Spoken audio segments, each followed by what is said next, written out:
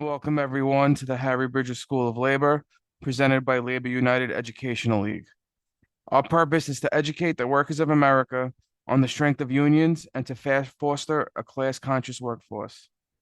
We aim to connect the struggles of the past with the struggles of today to empower the labor movement to transform from that present hopeless defensive fight into an aggressive attack upon capital. We plan to empower workers with knowledge, regardless of industry or type of work, bringing all workers to a class-oriented trade union movement. And just a note, when we break for questions and comments, period, please keep all questions and comments to 90 seconds. In order to keep our time schedule, we must enforce this limit and need to cut off those who go beyond this limit. We'll give a notification at the 60-second mark. And I just wanted to give another disclaimer tonight. Usually every month we'll have our classes on Wednesday and Saturday. Saturday will be a repeat of Wednesday night's class. This topic is so jam-packed, so in-depth. We were going to do half tonight and half on Saturday. So with that, I'm going to go to Louisville's National Secretary. If you would like to give a couple words before we get started.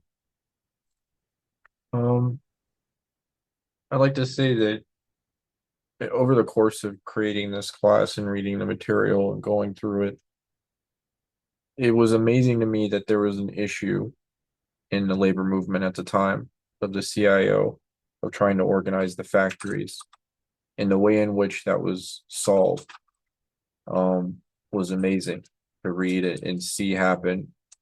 And I think it's more applicable today than ever that we have an issue of trying to organize historically unorganized areas of the economy. And we have to try and come up with our own solutions in the same way that they did then. So hopefully this class tonight is helpful in that regard to try and give us some ideas on what we can do today. And of course, tonight is a part 3 on our series of the history of the CIO, or Congress of Industrial Organizations. And this month we'll focus on the Flint Sit-Down Strike. What we'll be learning tonight, we'll have 3 sections tonight. The first section will be what is a sit-down strike and the initial organizing at General Motors. Our second section will be as the strike actions begin. And our third section will be life as a sit-downer. And then once again, the disclaimer, this class will be continued on Saturday night at 7 p.m. Eastern. So this is section 1. What is a sit-down strike, and also the organizing at General Motors? So, what is a sit-down strike? A sit-down strike is a labor strike in which an organized group of workers, usually employed at factories or other centralized locations, take possession of the workplace by, quote, sitting down at their stations. U.S. workers found the sit-down to have many advantages over the traditional forms of strike. It prevents the use of scabs to operate a factory, since the strikers guard the machines. It is harder for the company to oust men from inside a plant than break through an encircling picket line. Bosses are more reluctant to resort to strike-breaking violence because it directly endangers millions of dollars of company property, vast assembly lines, and unfinished products. The use of machine guns, tear gas, and gangsters is much less effective. It is harder to label strikers aggressors while they are inside. In a sit-down, the workers' morale is heightened. They are inside and therefore know for certain that scabs are not operating the machines. They are really protecting their jobs, and this leads to a higher degree of solidarity and militancy. The men are protected from weather. They are never scattered, but are always on call at a moment's notice in case of trouble. The basic democratic character of the sit-down is guaranteed by the fact that the workers on the line, rather than outside officials, determine its course. Finally, defense against labor spies, a constant threat in the 30s, is perfected because a sit-down can be started by 1 or 2 rank-and-file members over an issue that affects the entire plant. The workers vote by putting down their tools. The state of GM workers. In 1936, General Motors employed 55% of all U.S. auto workers in 69 plants. and was bigger than Ford and Chrysler combined. 350 of its officers and directors were paid $10 million in salaries that year. Its two top officers, Alfred Sloan and William Knudsen, received $375,000 each in 1935. Its seventh vice president, one Charles Wilson, received $190,000. The giant was controlled by the DuPont interests, which owned about a quarter of the stock. The condition of the auto workers was in stark contrast to that of their bosses. In 1935, a year in which the government declared $1,600 as the minimum income on which a family of four could live decently, the average auto worker took home $900. Most lived in fearful insecurity. A foreman could fire at will. Layoffs between the old and new model year lasted from 3 to 5 months without unemployment insurance. A compulsory loan system prevailed, under which GM deducted principal plus interest on the workers' return to employment in the fall, cutting wages 10%.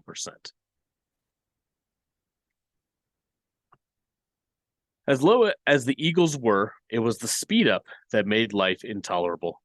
One worker's wife described her husband as coming home so dog-tired he couldn't even walk upstairs to bed, but crawled on his hands and knees.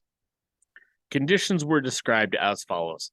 The men worked like fiends, their jaws set and eyes on fire.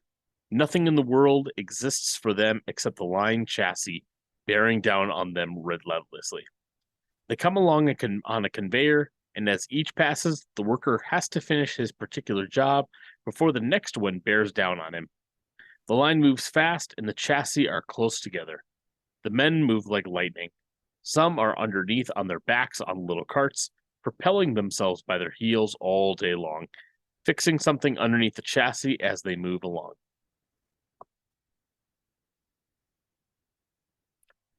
Flint workers were described as having a, quote, peculiar gray jaundiced color, like, quote, a city of tuberculars.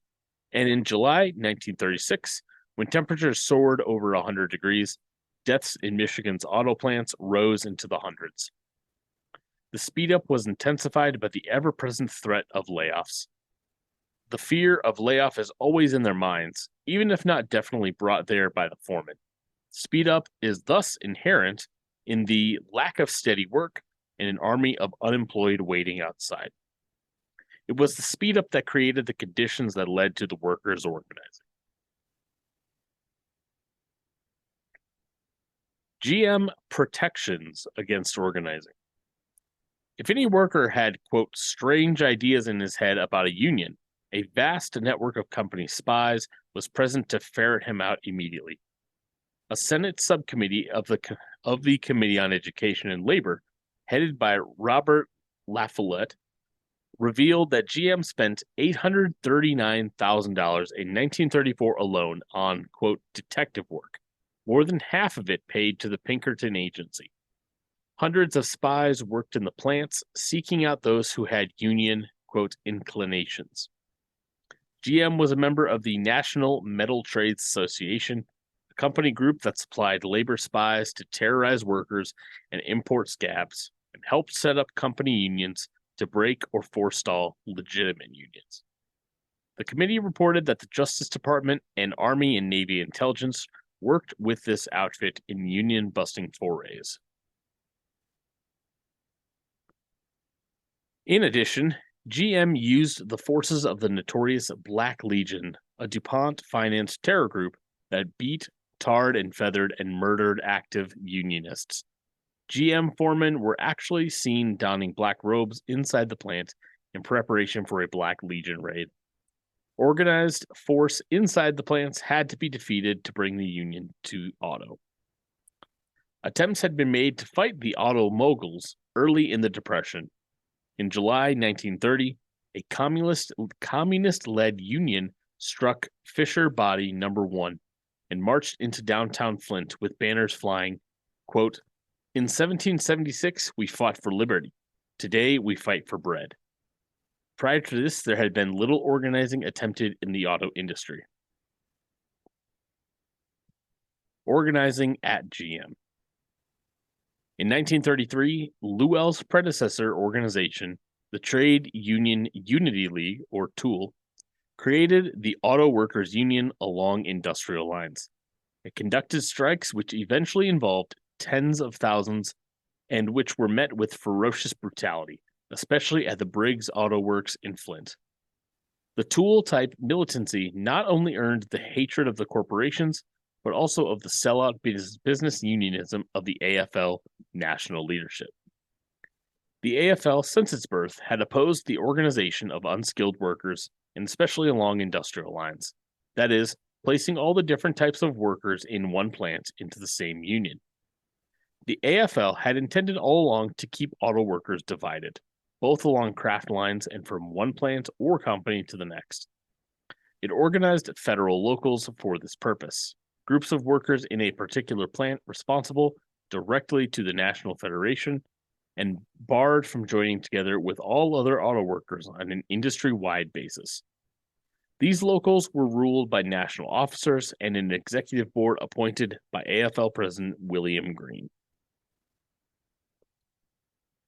When the AFL attempted to step into the auto industry soon after the Briggs strikes, the TUL locals, in a move for unity, dissolved and joined the AFL federal locals. The entrance of the TUL left-wing militants into these locals was a first step towards the creation of an industrial union. Disregarding the interests of the rank and file while negotiating with the companies, the AFL leadership sacrificed every single demand, including the essential one for union recognition. Thousands of auto workers made huge bonfires of their union cards and quit in disgust. The left-wingers organized the Cleveland Auto Council, which sponsored another national conference, at which 37 locals were represented, and again the AFL intervened to try to prevent an industrial union from forming. Even a government report warned that because of, quote, insecurity, low annual earnings, inequitable hiring and rehiring methods, espionage, speed up, and displacement of workers at an extremely early age, unless something is done soon, they, the workers, intend to take things into their own hands to get results. Finally, with pressure growing for the mass organization of auto workers, agreement was won in May 1936 to give the auto workers autonomy inside the AFL for what was, in effect, an industrial union. The infant UAW, along with the other unions affiliated to the newly emerging Committee for Industrial Organization, were suspended in August by the AFL leadership because of their industrial union concepts. Wyndham Mortimer, a militant left-winger who led the local which he helped organize at Cleveland's White Motor Company, UAW's first vice president, was put in charge of organizing GM. When Mortimer arrived to begin his work in the summer of 1936, there were barely 100 union members in the city, and the majority of those were company spies. All the others, 20,000 of them, had quit. The sellout policies of the AFL leadership and Roosevelt's intervention had helped the auto companies destroy any union organization, however shaky, that had existed in Flint. Recognizing the stoolie-ridden AFL organized Flint local for what it was, Mortimer set about organizing a completely independent group, visiting workers from door to door, signing them up, and sending the records to UAW national headquarters. This enraged the GM labor spies, but, though tailed and watched at every turn, Mortimer succeeded in keeping membership lists out of their hands. He began publishing a newsletter which went out to 7,000 workers each week. He also organized a secret union group in the Fisher Body No. 1, quote, Body in White department, where the main soldering and welding was done. When Homer Martin, the AFL leadership supported UAW president, saw Mortimer succeeding, he pressed for his removal. Mortimer succumbed, but managed to arrange for Robert Travis to take his place.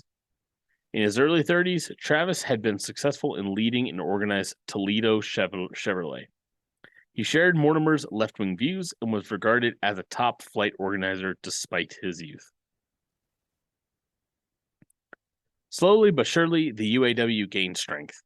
The fact that the discredited AFL had suspended the CIO-affiliated AFL unions helped draw workers into the new industrial union. Seniority agreements were won at Chrysler Dodge.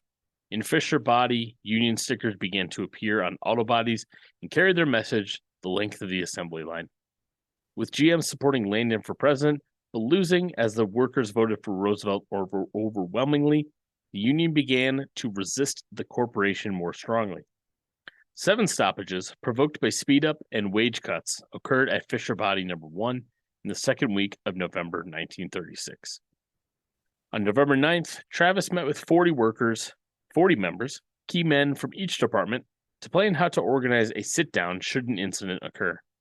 3 days later, on November 12th, it did. A foreman eliminated 1 man from a 3-man unit and ordered the other 2 to do the work of 3. Although the other 2 were not union members, they stopped working and were fired the next morning. And with that, we'll break for our first round of question and comments. I just wanted to give a quick comment. Those figures that you saw for the top executives and the 7th executive in charge, and then for the workers at GM in 1936. Well, I ran them through an inflation calculator. The 375,000 from 1936 is about 8.5 million now. The 190,000 for that 7th officer in charge is about $4.3 million now. And then $900, which was what a wage worker in GM would work. Well, that's about $20,000 a year now. As you could see, a lot has not changed since then. Well, since the topic is on Michigan, I just saw some good news as of last year. Michigan is no longer a right to work state, so that's good. But what I wanted to ask is the GM, they used the Black Legion, which I believe was part of the KKK or maybe a split from it. Why did they use why would they use the Black Legion? Because it seems like, that would be really showing how corrupt they were. Why wouldn't they use something like the Pinkertons or whatever they were called at that time, just to be a little more concealed? Oh, they use them too. Oh, And okay. you'll, I don't know if you'll see it in tonight's presentation or if you wait till Saturday. I don't remember offhand, but the Pinkertons are mentioned here. They did not hide where they stood. And I know this isn't GM, but you also had Henry Ford, who openly supported Hitler. So none of this is surprising with the auto barons. Why were there any drawbacks to using a sit-down strike strategy, or at the very least, is there any reason why we can think of that sit-down strikes are not more widespread or common? Well, we'll get to the that your first question there as we get through the presentation, whether it be tonight or Saturday, because the strategy, we go through the strike strategy. But legality is the main reason they're not used today. I don't remember offhand, but I believe the sit-down strike was made illegal with the passage of Taft-Hartley, if I'm not mistaken. Yeah, it was mentioned that one guy got fired and the other 2 had to do the work for 3. What was the guy fired for? Is my question. And then also you mentioned the thing about Hitler, and we bombed factories that belonged to Henry Ford in Germany, and we actually had to pay him. The government actually had to pay Henry Ford for bombing his Nazi factories. But yeah, he had auto factories over there. They made all kinds of stuff for the Germans. But yeah, if you could answer my first question. Well, it was a speed up. They were trying to get 2 people to do the work of 2. Oh, got it. Yeah, and I believe GM got some reparations for the bombing of factories in Nazi Germany as well. Angelo, New York, you have the floor. Yeah, can you hear me? Yes. Okay. The question before, why didn't they use the Pinkertons? Why did they use the Ku Klux Klan? I think it's obvious. Many of the workers came from Europe. Many of them they were immigrants. The Pinkertons were also, when they hired immigrants also. It's difficult for one immigrant to hit another one over the head with an iron pipe. And they're both working class. The KKE was a special thing. Did I say the KKE? The Ku Klux Klan was a special thing. They were hated the immigrants. They hated them. Anything, if they hated the Catholics, they hated blacks, Jews, anything that was different. So they automatically found no problem in beating up the striking workers. Thank you. Thank you. Thank you, Angelo. And I would like to just add the Pinkerton. They did use the Pinkerton as well. All right. If there's no other questions or comments, we're going to go on to our next section. Okay. Section 2, strike actions begin. Organizing at GM. On the incoming night shift, word spread throughout the 7,000-man plant. Nobody starts working. The foreman seized the man who had been removed from the group and began to shove him towards the plant superintendent. Simon stepped in and stopped him while the entire assembly line watched. A committee was picked on the spot to meet with the boss as a committee, the first time this had ever happened at Fisher Body. The super was stunned. He gave in and agreed to rehire the 2 workers who had been fired, but the men, in spite of an agreement that they would not be docked for time lost in the stoppage, still refused to go back to work. They demanded that the 2 workers be brought back to the plant. The company was forced to broadcast over local and police radio to find the 2 men, one of whom was on a date with his girl. No one started working until he had driven her home, changed his clothes, and reported for work. This story spread through Flint like wildfire. Workers began signing up by the hundreds. GM was forced to bargain with various units on day-to-day grievances. The decision was made by the UAW leadership not to call a national strike until Fisher Body in Flint and Cleveland were ready, which Travis estimated would take another month. On December 28th, the first action occurred at Fisher Body in Cleveland, where the workers in the quarter panel department yanked the power when the plant manager postponed a bargaining session for a few hours.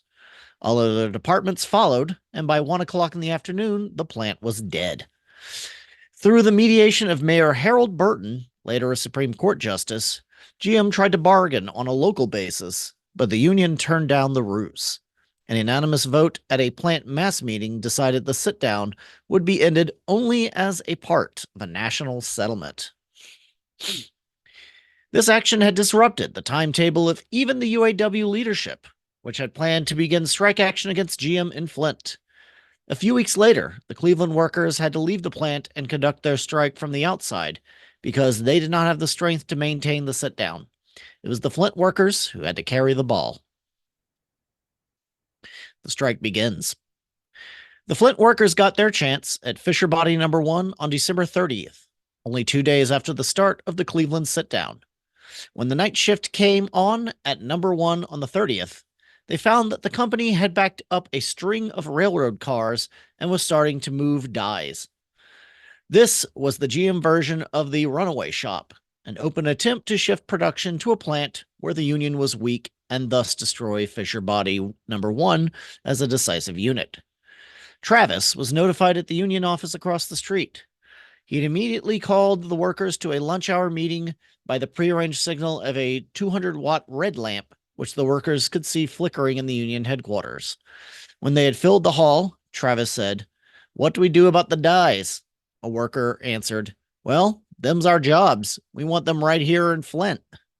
Travis reviewed the company moves. He pointed out that the Cleveland workers were out on strike to save their jobs, and again he asked, "What do we do?" "Shut her down. Shut the goddamn plant," came the cry. Henry Cross, a UAW editor at the meeting, describes the scene. The men stood back, still facing the door. It was like trying to chain a natural force. They couldn't hold back and started crowding forward. And suddenly they broke through the door and made a race for the plant gates, running in every direction towards the quarter-mile-long buildings. The workers inside immediately began to secure the plant against any attacker.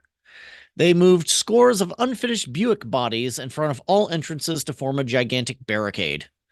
With acetylene torches, they welded a steel frame around every door. Bulletproof metal sheets were put in position to cover every window, while holes were carved in them and threaded to allow the nozzles of fire hoses to be screwed into them. Wet clothes were kept in readiness to be placed on the face as protection against tear gas attacks. Large supplies of metal parts were placed in strategic points. Paint guns for spraying would-be invaders were located throughout the plant. The back-to-work whistle blew, but there was no movement. Suddenly, the third-floor windows were flung open to reveal workers waving arms and shouting, "Hooray, Bob, she's ours!" The women of the cut and sew department were told to report to union headquarters. Nearly all the remaining 3,000 night workers struck.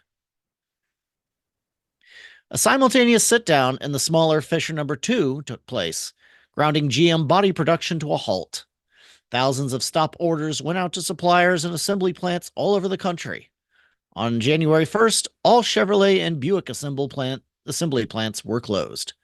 By January 7th, 100,000 GM workers were idle.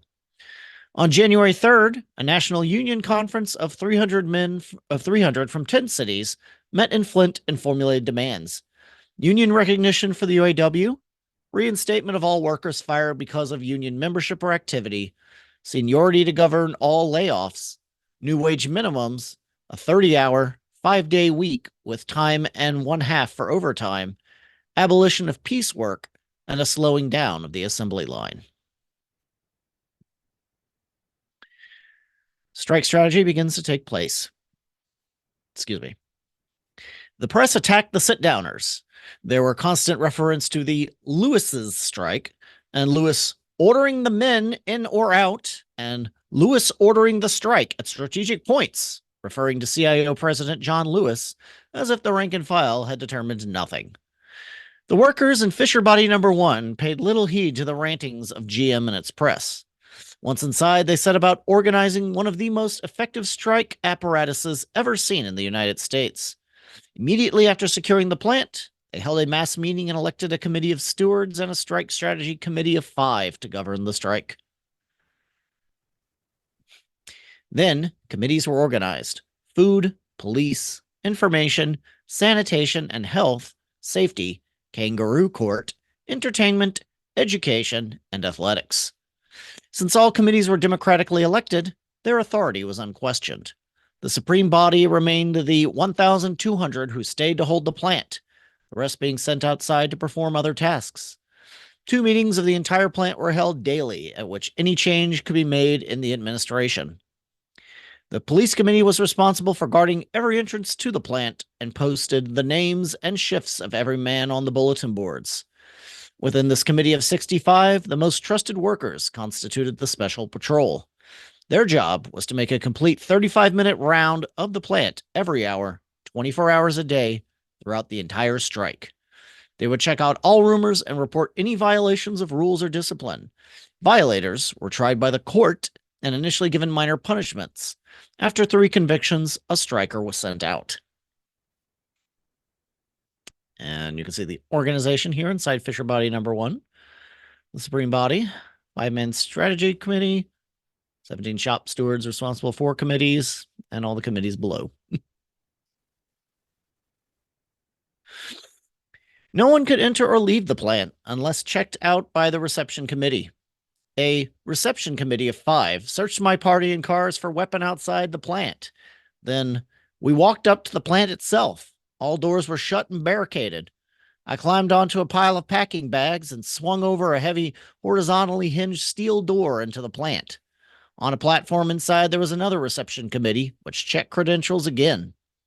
Such care was necessary, since the company was always attempting to spread rumors of scandals inside. They even smuggled a prostitute in another guise into the plant, but she was discovered and sent packing. And with that, we'll break for our second round of questions and comments.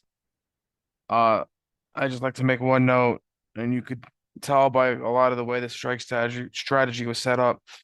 This was a rank and file led strike. And so of course those headlines attacking a CIO president John Lewis had no merit. So does the United Auto Workers encompass all of the unions for all of the car workers in the country? And in a right to work state like I live in Virginia, how is it? How can people organize in a right to work state easier than it is now? Because I know our state is like the strictest state in the country with right to work. Well, the UAW represents all organized auto workers in the country. They're mainly at this point the big three U.S. automakers: GM, Ford, Stellantis, and of course now Volkswagen. Of course, they have their current organizing drive, which is one of the reasons this class was so important after the stand-up strike last year and with the organizing campaigns going on now. So we all know they lost the Mercedes-Benz vote, but that's just the first.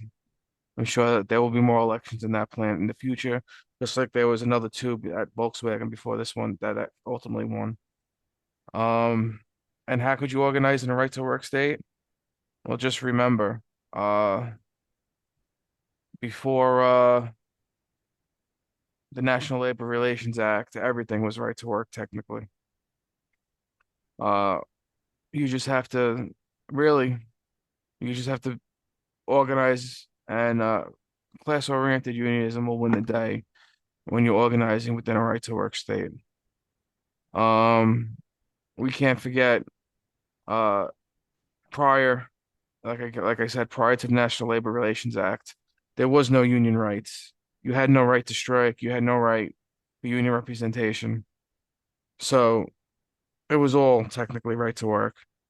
And the open shop was rampant, even where there was union shops. And there'll be a lot on that next month when we go into our class next month, which will be on the maritime strike in San Francisco and the West Coast in 1934. Yes, I thought it might be helpful to the comrade who just asked a question to know that I can't remember the man's name, but he organized an Amazon warehouse, maybe a few, and it was seen as a big accomplishment. I'm not sure how difficult that is. But in any case, he did so with the help of William Z. Foster's, what do you call it? Writings on the steel strike. I can't remember what it's like the exact title, but if you go to William Z. Foster on Marxist.org, you'll find his writings on the steel strike. And apparently this was a very helpful manual. And in combination with our classes, I think that should suffice for a starting point. Of course, that William Z. Foster work is The Great Steel Strike and Its Lessons, and referring to Amazon Labor Union here in Staten Island, New York, of which we have a very good relationship with their current vice president, Michelle Valentin Nieves, who actually joined us last month for this class. And I know she was out there tonight campaigning because they have their officer elections coming up. So I just am asking actually a question. In the literature that we talked about or was read so far, I was thinking to myself, how did anybody ever get the idea of, trying to do this? What preceded the first person? And I think what you mentioned was it was actually a communist, a group that actually did the first small strike, and then it started exploding since then. So correct me if I'm wrong. And also, you were talking about the 30s, but I know there was union involvement long before that. And I know we're just talking about the CIO, but I just wanted a little historical perspective on that. well, if you talk about the idea of the sit-down strike, This was not the first sit-down strike. Um, there were other sit-down strikes. There were sit-down strikes going back to the early 1900s. I know uh rubber industry had a few sit-down strikes before they were organized, and we're gonna get into that in a few classes down the line because that came in Akron around the same time. Uh, but sit-down strikes were gaining steam at this time because they had been successful, and as we'll learn as we go through this month's session, this was the most by far the most successful. But with regards to the auto industry, I'm not really sure offhand when the first organizing attempts took place, but they were few and far between. I know the word was around that time in the 20s, like the so-called Roaring 20s, before the speed ups really took place. It was a really difficult time to organizing because the quality of life was not as bad as it was once the speed ups hit. Yeah, I actually really enjoy this because I didn't know a lot about the I guess either the Flint sit-down strike or just the tactic itself of a sit-down strike. So I am glad that I'm able to, learn more about that for sure. As far as I guess other thoughts too, it's really unfortunate that something else that I thought of when I was kind of reading the first section and other stuff is just, I guess, the constant attack that the AFL has always had on industrial unionism, and it's always resisted it now for, what we're going on 100 years almost. And, it just kind of shows, how, I guess, once you get, workers of,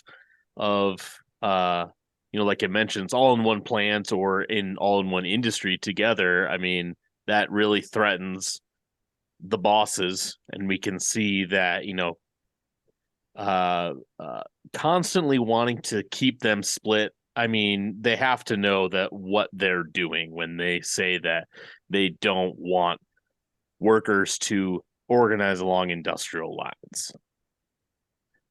Yeah, a lot of the AFL old AFL line of thinking still exists, though the aversion to industrial unionism isn't what it once was. But I'm sure a lot of us here could attest how union leadership is more interested in working with management than they are sometimes with fighting the fights the workers need. And some of the other issues with not wanting to do organize and not wanting to put the effort into organizing. A perfect example of that right now is, what's going on with Amazon Labor Union. I'm sure a lot of us saw the announcement that the Teamsters made yesterday. A premature announcement, I might add, that the Amazon Labor Union affiliated with the Teamsters.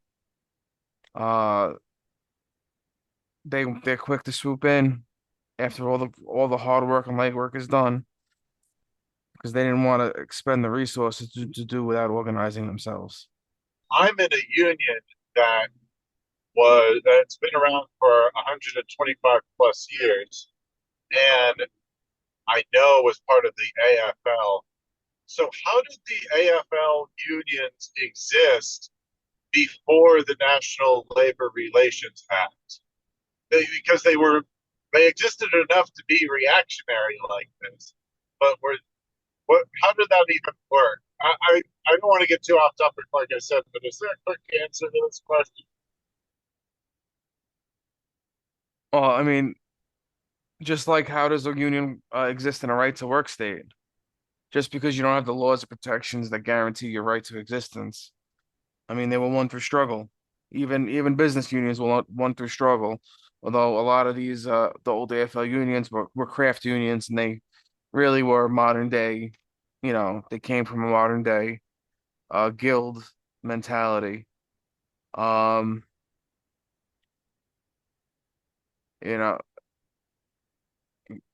I look at my union and I question how does it still exist sometimes because we are a public sector union and all the public sector is technically right to work and all the membership is not happy. because our union has turned into a class collaborationist, collaborate with the bosses more than we fight for the members, and uh, sometimes I'm shocked at how we still exist. So it's real very difficult to answer that, but they were able to maintain. And then a lot of these AFL unions in the 20s, lost a lot of membership as well.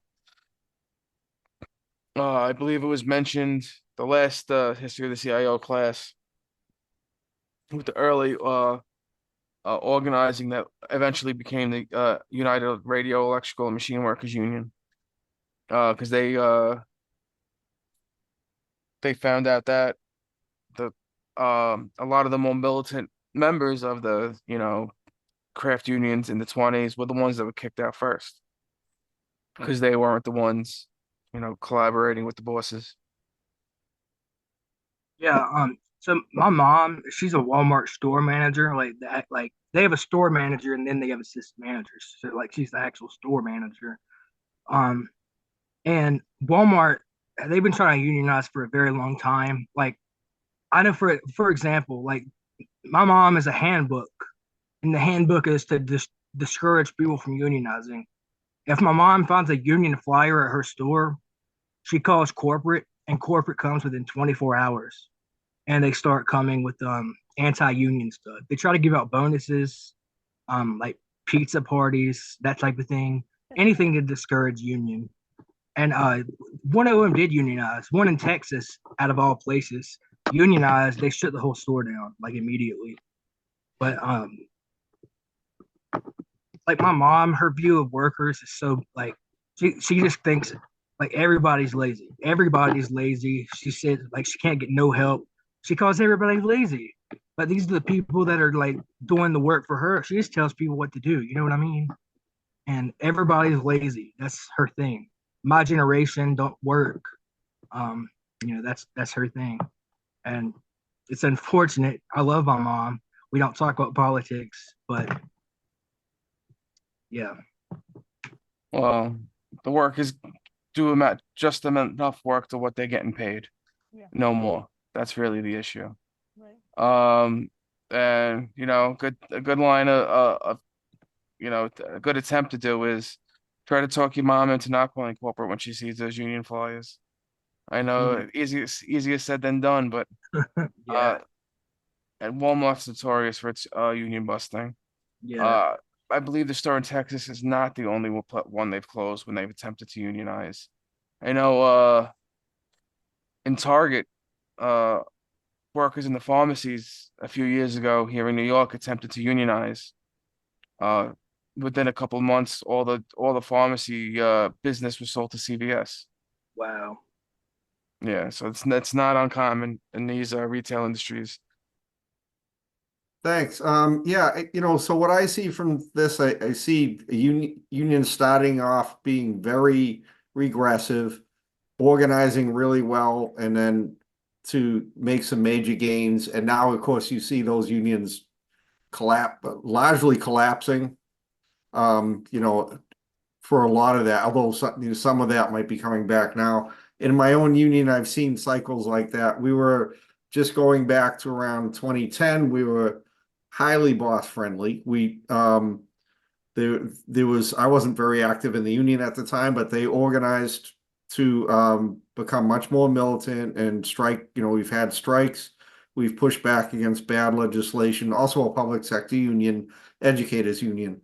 Right now, we're engaged in a fight where so they have a really bad testing regime in Massachusetts, like they do in a lot of states, because they claim it comes from the feds, and that really hurts workers and students. And we have a ballot question coming up that would limit that regime. It would be a major victory.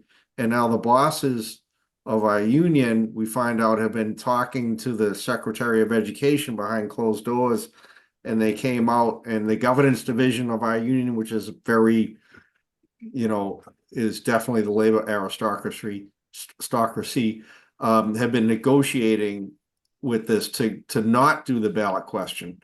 So to get what we want legislatively, but it would be like, it would come out within a month they'd have to get it done within a month. It would all be behind closed doors, and it would just be basically we're all like realize it would be a shitty deal. It would be really bad. It would just replace the testing regime they have now with something just as bad. And we're having to fight our own leadership for that. I think we're gonna win because they were, because of changes made in our union, they knew that they would be screwed if they just completely did this on their own. So they did open it up to a lot of meetings. We're going to be voting on it in a few weeks at the board, and we're getting a lot of, I've been organizing with members to find out where they're at, and everybody hates it. So hopefully we'll win. But sorry if I got too into my own thing, but trying to relate it to what we're doing here. Thank you. Yes, thank you. And that's important because, this last section, it shows it's rank and file unionism that wins. Class unionism that wins. It's not the business unionism of the old AFL leadership and now the AFL-CIO leadership. Angelo, New York, you have the floor. Yeah, can you hear me? Yeah. You have to understand, look at the world when it happened, not today's analysis. You don't use today's glasses to look at what happened then. The Russian Revolution had just happened. Don't kid yourself. That led a lot of people scared. The ruling class was scared. Anytime the worker was in a factory, wanted to strike, they saw a communist revolution. That's exactly what they saw. They didn't see people working to get a strike, to get better wages. They saw a revolution, the boss. That's why they sent in the cops. That's why the cops came in with the wielding their batons. They were putting down a revolution. That's what they saw. All Europe was seething. It wasn't just Russia. There were revolutions popping up all over the place.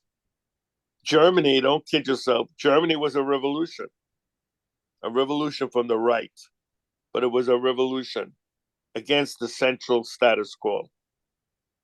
And so therefore they were scared. If there's a strike going on today, it's not the same thing. It's been 100 years since that revolution in 1917. Thank you. Thank you, Angelo. And with that, we'll go to our last section for tonight. Life as a sit-downer. Inside, every worker had a specific duty for 6 hours a day. They were on duty for 3 hours, off for 9, on 3, and off for 9 in each 24-hour period. Every day at 3 p.m., there was a general cleanup. No matter how cold the weather, all windows were opened wide, and teams of workers moved in waves on and in between the assembly lines for the entire length of the plant, leaving it spick and span. Personal cleanliness also took high priority. Every worker taking a shower a day. Excuse me. So this is what they were doing as strikers. Am I correct? Okay. The strikers divided themselves into social groups of 15, setting up house in some cozy corner and living family style for the duration. They made mattresses of car cushions, took out the seats and made beds of the car floors. Every visitor was impressed with the extreme neatness and the care taken with all plant property. A plant post office was established to handle all mail, which included censoring every letter. Daily visits were arranged whereby workers' children could be handed through a window while workers talked to their wives as they stood outside. At one point, the organization was so confident of its fortress that workers who lived nearby were allowed the liberty of going home for a day at a time. The monotony and boredom away from the family was probably the most difficult problem to overcome. Calisthenics were organized daily. The entire plant was wired with a loudspeaker system. A 12-piece orchestra was organized from among the strikers, and concerts were broadcast every evening. Each social group had either a radio or phonograph. Ping pong, checkers, chess, cards, using washers as money, were provided. The bottoms were knocked out of 2 waste baskets and a basketball court set up. Boxing and wrestling teams were organized. The strikers took to writing poems and songs, the best of which were published in the Union paper. They put on skits lampooning the foreman, GM, and its bosses. Labor classes were held daily in the history of the labor movement and instructions given in parliamentary procedure, how to run a union meeting, and in the Union Constitution. A living newspaper was presented to allow the workers to act out the specific events of the strike as it went along. Dramatic groups were invited, and Detroit's Contemporary Theater put on plays. One local movie owner sent entertainers, and another who refused to help out was boycotted after the strike. Charlie Chaplin donated his current movie, Modern Times, and film showings were held.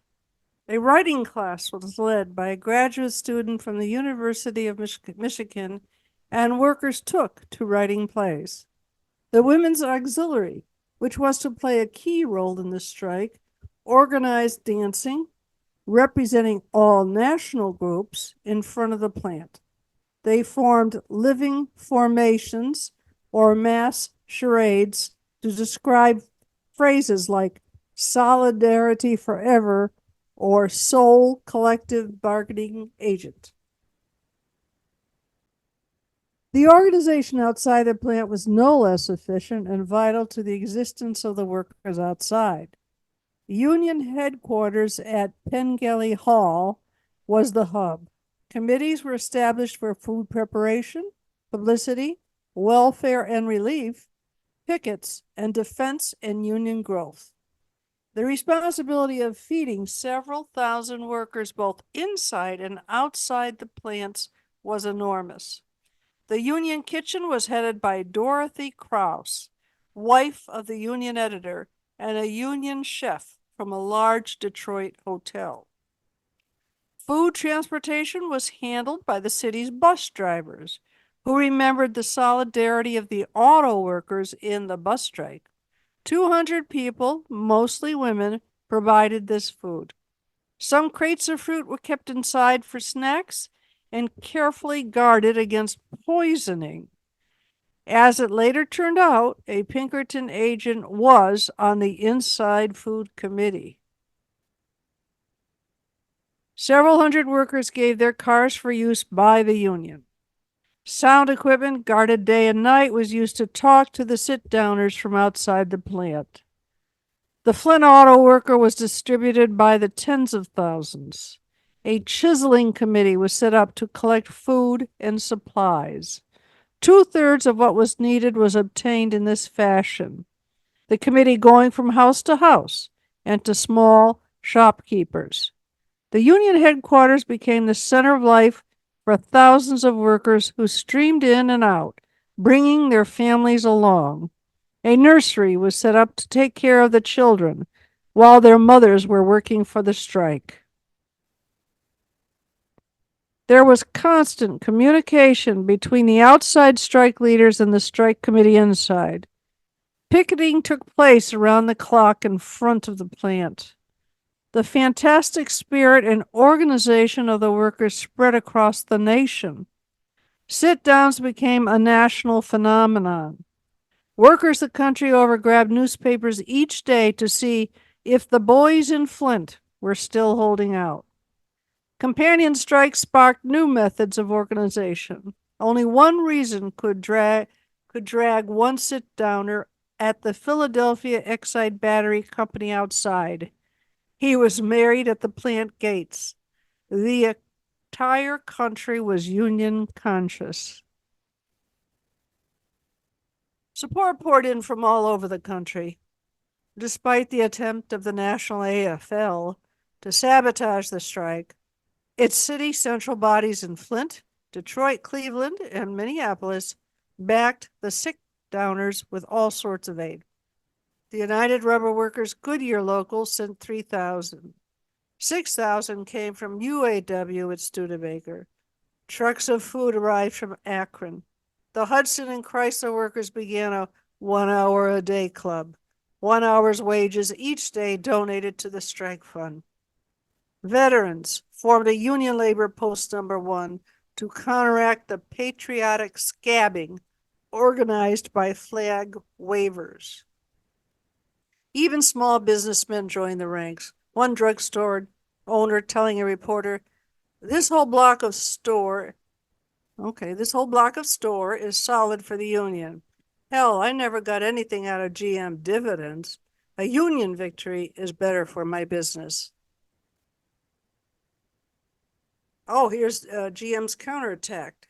As production decreased daily, GM turned to their courts for an injunction with which to oust the strikers.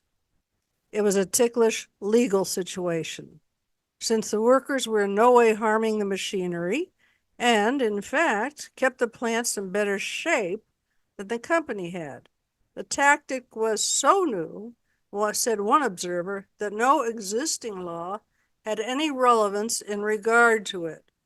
But that, of course, wouldn't stop GM. It got an injunction from Genesee County Judge Edward D. Black. County Sheriff Tom Wolcott went to the plants to read it to the workers, ordering them out in 24 hours. As the nervous sheriff stood on a table in the Fisher No. 1 cafeteria reading the writ, workers laughed at him and broke out in solidarity forever when he had finished. Needless to say, the workers refused to budge. The GM set to request an order for removal. One of the union attorneys dug up information which proved to be a bombshell. Judge Black owned 3,665 shares of GM stock worth $219,000. Michigan law stated that no judge of any court shall sit as such in any case or proceeding in which he is a party or in which he is interested. While the judge denied that his stock ownership would influence his decision, that was too blatant even for GM. Shamefaced, it forgot the Black injunction and allowed legal matters to cool a while before seeking another one. This exposure proved a boon to the workers' cause that had hit the front pages of every paper in the country and exposed GM's complete control of the political machinery of Flint. But the company had just started. All of a sudden, there appeared on the scene an organization called the Flint Alliance. It claimed to be composed of loyal GM workers who were laid off in other plants because of the Fisher body strike and who were demanding an end to minority rule. The president of this group turned out to be one George Boyson, a former Buick paymaster and then owner of a company manufacturing spark plugs, obviously loyal to GM. The treasurer was revealed as a former Flint City official who had been convicted of embezzling city funds. So widespread was the anger among the loyal workers that these two were picked as the main officers of the Flint Alliance. In reality, the alliance was set up both as a strike-breaking group and to mobilize vigilante action against the sit-downers. It was composed principally of GM supervisors, of which there were hundreds, and businessmen. Foremen descended on non-struck plants with membership cards, attempting to intimidate workers into signing. Several received a going over when they refused to join. More than half the cards were filled out with names such as John Fink and James Stoolpigeon or Strikebreaker and Mr. Sloan, with a comment added, I own General Motors and its employees. GM took pictures of crowds of workers supposedly demonstrating to go back to work. The demonstrators later turned out to be men waiting for their paychecks. The company was pushing its back to work movement through the Flint Alliance, claiming that a minority of strikers were dictating to a majority of non-strikers. Actually, the union was signing up thousands of men and women into the UAW every day. Even those workers who were not on strike and not in the union let it be known. By their presence at demonstrations and picket lines, their sympathies were with the sit-downers. GM continued its refusal even to meet with the union unless the strikers vacated the plants. And of course, the union said they would not do so unless guaranteed that the company would not fill them with scabs, a pledge which GM would never agree to. The tension mounted. Cries were heard in Congress for outlawing sit-down strikes. A Detroit clergyman now saw Soviet planning behind the strike.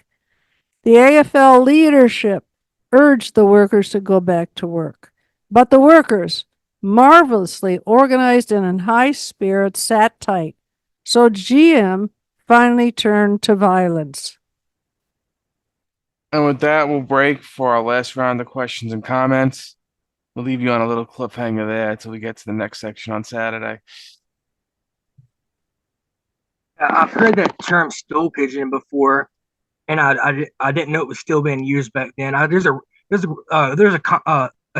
socialist rap group named Dead Prez. These two rappers, they're like these Pan Africanists, but they say that in one of their songs. They say, "Are you something or are you a stool pigeon?" And I think we should bring back creative nicknames for the people that are in these factories. They haven't Thank been you. called they haven't been called names in a long time like this. Oh, I mean, we commonly refer to them now as rats. Yeah. And, there's the big blow up rat that's common outside of strikes, Gabby the rat. There was something I wanted to bring up. One of the slides there mentioned food transportation was handled by the city's bus drivers who remembered the solidarity of the auto workers in their bus strike. It shows how important solidarity is and why we don't just sit back when other workers are on strike and why it's got to be a class effort. Because when we fight together, we win. When we're divided, they beat us. Yeah, gosh.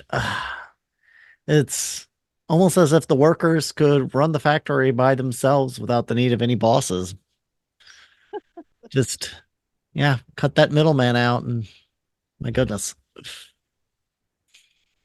I often use comments like that while I'm at work when they cater everything to middle management and the bosses. I mean, if anything, it should be catered to us because we're the only ones needed to operate the buses. Yeah, I thought it was interesting that one of the someone mentioned that they wanted the union to win their strike because it was good for their small business. And I'm just curious how much, I guess, petty bourgeois support there was for the union strike. Well, I mean, it was split between those that really relied on the workers' money to buy stuff in their location, or those that who made their money off of GM. Uh, as long as it's a place, say, like a store, like that one person that was mentioned, or a restaurant, or a diner, or a deli, they need those workers to make money to be able to afford to buy food in their business. So they would prefer the union victory, and that's common out here. I know, when talks of strikes in a lot of places, you want those workers to make good money. Because, like, I work in a bus depot here in Staten Island, New York. You know, we got a couple delis, we got a pizzeria, we got a few things in the vicinity of the depot. So they want us to make enough money to be able to, go there to get our lunches or our dinners every day. So that's where the support. That's why they support us usually. Karen, Arkansas, you have the floor. Yeah, you mentioned that Taft-Hartley is the law that stopped sit-down strikes. That sounds like a whole class in itself. Oh, it will be. Okay. Well, it will probably be gotten to towards the end of our series here on this the history of the CIO, because that was one of the things that led to the downfall of the CIO. So it will definitely be a huge part of this series. Yeah, I don't know. I wanted to say a few words. There was a growing amount of solidarity and like camaraderie in these unions, it sounds like. And I thought now for discussion, it would be a good time to bring up that the common tactics to break up unions and union organization these days is along racial lines or queer lines or something like that. There's articles you can read by The Intercept on the evolution of union busting about it. And so forgive me if I'm butchering them. It's been a while. But if you're concerned about, say, unionizing with people who are bigoted, I would encourage you to read a metadata article analysis by the Washington Center for Equitable Growth called How Unions Promote Racial Solidarity in the United States. And just as a quick example, not to take up too much time, they show that racial animosity goes down when working for common goals against common obstacles. And even things like affirmative action, which gives to some an advantage, it's seen by others to give an advantage or whatever. It's become over time in unions more acceptable to people who were previously against it or racist or whatever. So if you're concerned about that, that's how we get, rid of bigotry, is by uniting people in common struggle. And I don't know, I thought that was important to bring up. Through a lot of this series, again on the CIO, you will find, and I recommend our class from February, especially the section where we talked about the tobacco workers. Yeah, and it was a major step in crossing, uniting black and white workers. Yeah, around here, my grandma who's Polish and her family, they came down to West Virginia when they immigrated here. And they had to struggle for a long time. The miners here, they didn't even make money basically. They got paid they had to buy all their food from the company store with company money. Like it wasn't even real money. They never made real money. I don't know when they started making real money, but I imagine it was probably after this time. I don't know exactly. I know there was a lot of battles, like physical battles, like guns and like bombs and stuff. Like the Battle of Blair Mountain. Um, but yeah, I don't know how that was legal. That like they had to live on the property. They had to buy from the property. I mean, that's like slavery basically. Kinda in a way. Yeah, and you know, we've seen in recent years some of our well thought of business leaders come up with these ideas that sound a whole lot like going back to that whole company town companies having to buy with company script. It's mass exploitation. I mean, it's and like you said, that's basically slavery. Yeah, how it was legal. When you live under capitalism, the laws are made to protect capital. I mean, it's only thing I could say on that. Yeah, it's just in comment to the Battle of Blair Mountain. I myself live in East Tennessee, so Appalachian culture, Appalachian heritage is something that I hold dear, including the solidarity of these communities and the workers around us. Like recently in Chattanooga, they won their union, which to me is phenomenal. I have a couple friends that work down there, and I'm encouraging one of my friends who works at the Toyota plant in Kentucky to consider doing the same and trying to give him resources and just, but that's really all I had. It's really interesting. It's really cool. But thank you, everybody. Thank you, Mark. And yeah, you can always get him in touch with us. We are glad to help in any way. That's our goal. And on that note, I would guide for anybody to take a look on our publication labor today. The speeches from our recent Congress. We had our first Congress in April, and we laid out we are going to build our own strategy for organizing the South. Of course, we've seen unions like UAW and UE start the ball rolling on that. But all hands on deck are required to get this organizing on the ball. The South is going to be a tough nut to crack, but when we fight, we win. Yeah, I just wanted to let know that we actually, I think in 2021 was the 100th anniversary of the Blair Mountain strike. And we actually had someone as a great speaker, and it's one of our YouTube classes that you can get. It was a PSMLS, but it was great. And I was looking at some of the Blair Mountain stuff before it. It's been a while, so we might want to do something like that again. Yeah, thank you, Karen. That's very important. Very important. And with regards to Blair Mountain, one of the members of the little national executive couldn't be here tonight. He's on the road organizing. He's an organizer with SCIU. He was actually on the road driving to Portland tonight, so he couldn't make it. He went down last year to the United Mine Workers Mine Wars Museum and stayed there for a seminar for a weekend. Another great resource to bring in for anything with regards to that. And they believe they do those camps every year. So something anybody looking to learn on that, take a look at that. I believe it's in West Virginia. All right, with that, we're gonna move to our closeout. Usually here we do a slide announcing our next class, but this is just another reminder. Join us this Saturday as we continue this month's session. Saturday's classes start at 7 p.m. Eastern. And that's where we're really going to get to a lot of the good stuff. A lot of the action that took place within the strike will be in the second session. And please join us Saturday as we conclude it. And the closeout song for tonight is a song from the strike called Sit Down.